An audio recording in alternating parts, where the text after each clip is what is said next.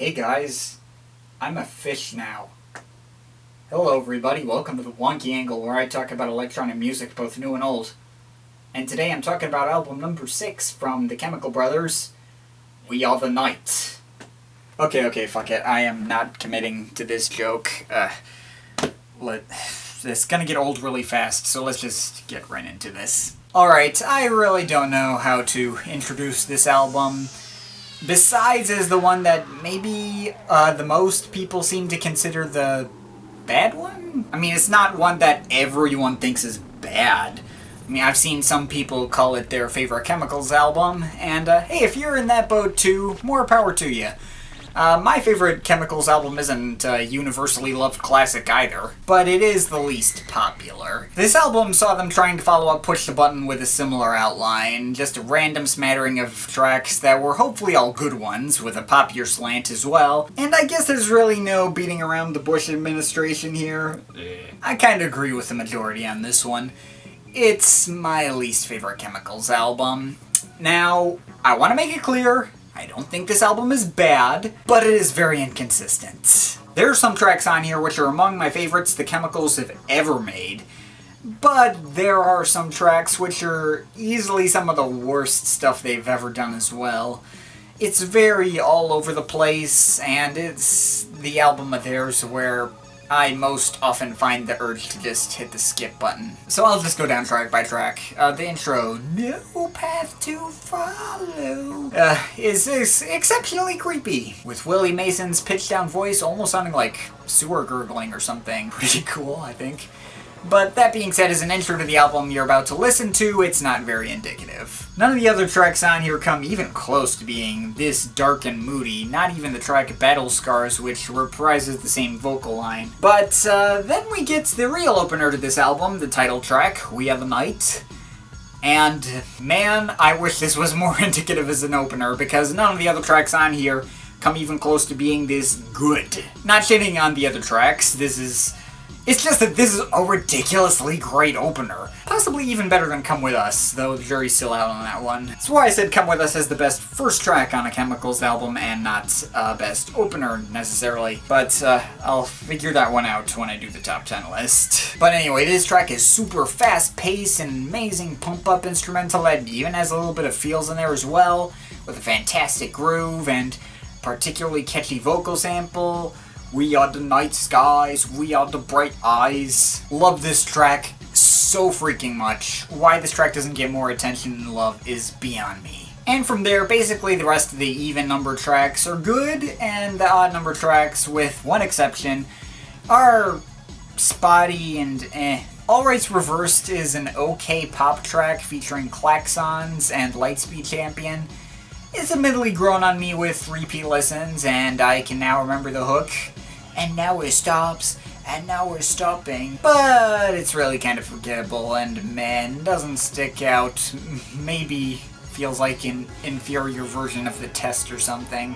Then we get a solid instrumental, Saturate. Catchy, intense, little bit of weirdness in there, gets basically everything you'd want out of a Chemicals instrumental. I don't know if I'd call it a huge favorite or anything, but certainly fun.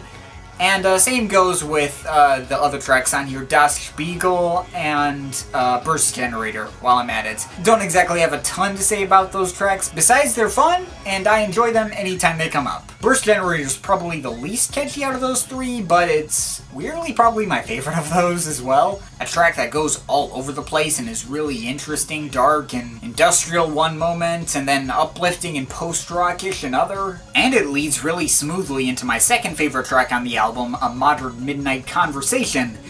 Another instrumental that is heavy on the psychedelic atmosphere, yet not sacrificing its groove either. It's really catchy too, with the airy vocal sample going, Listen to your heart, don't let it run away. The production on this track is just spot on, and it even gets pretty noisy and weird and reverby near the end.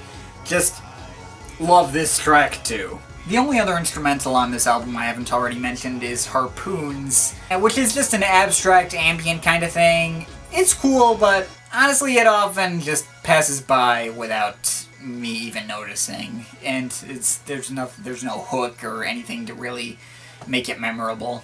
So now let's go back to the vocal pop tracks. Now, some people may remember from my Born in the Echoes review ages ago that I hinted at having one really huge least favorite on here, one track I outright hate, and also that track was not the Salmon Dance. I did give away the real least favorite in the comments of that video, but while I'm on the topic of this track, let's discuss it. Now, I will first have to admit, this album would probably be better off if the Salmon Dance was cut altogether and maybe just a non-album single, but I don't think it's a bad track. It's just so absolutely ridiculous and absurd that it kind of wrecks the flow of the album. Multiple listens of this album just had me so mind blown at the absurdity of this track that I ended up completely missing Burst Generator. It just went by without me noticing at all because I was racking my brain thinking about what the fuck even is the previous track. Like, it's a silly kindergarten level rap song featuring some really basic rapping from Fat Lip, a lighthearted beat precariously treading that line between charming and annoying, and the vocoded voice of Sammy the Salmon, sharing random facts about salmon, while Fat Lip occasionally chimes in with wow or geez. Like, did you know they can go to Japan and back? Yeah, it's that kind of track. Would work well as a kid's song, at least if it weren't for Fat Lip dropping the F-bomb and the N-word, leading to an explicit label on iTunes. Good fucking job there, Fat Lip. But yeah, while I'd be lying if I said I liked the track much, it's such an absurd concept that I can't hate it either. Now, if you want the track I genuinely hate on here, that would be Do It Again. My God, do I hate Do It Again.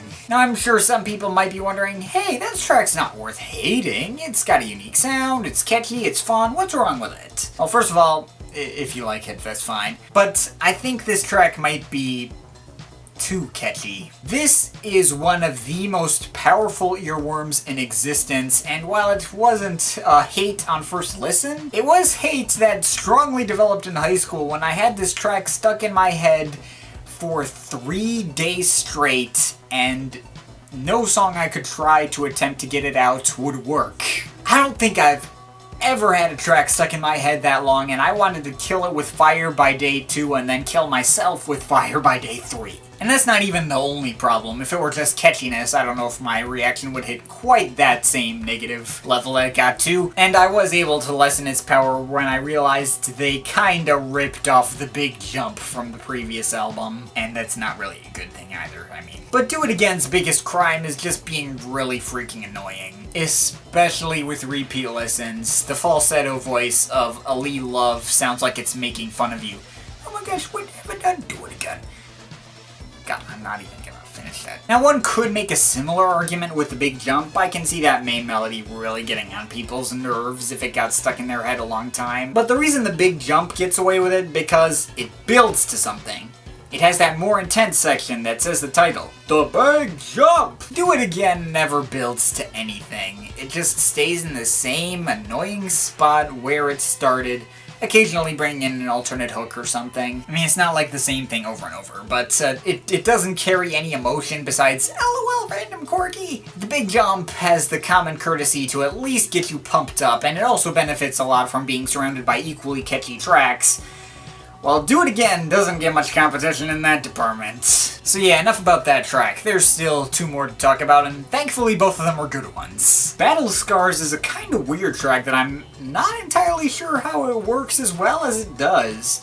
With a kind of silly xylophone-focused groove anchoring everything together, yet somehow not clashing with the deep and serious tone vocals of Willie Mason, giving the track more gravitas and weirdly making it sound like a Western movie theme somehow.